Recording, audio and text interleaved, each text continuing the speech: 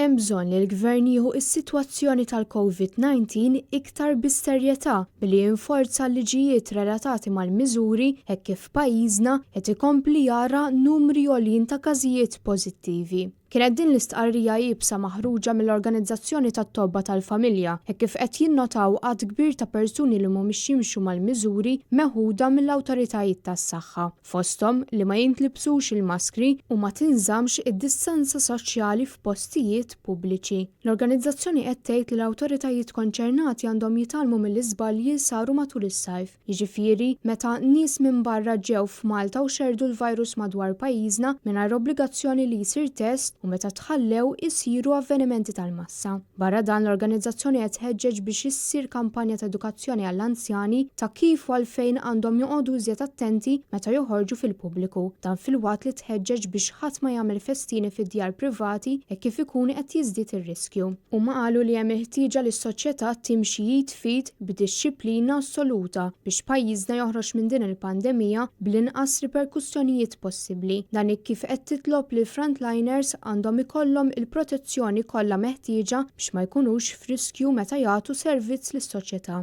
Dan fid-dawl li pajjiżna diġà qed jesperjenza nuqqas ta' frontliners u b'hekk ma jistax ikun li tilfu aktar persuni li jkollhom joqogħdu fi kwarantina.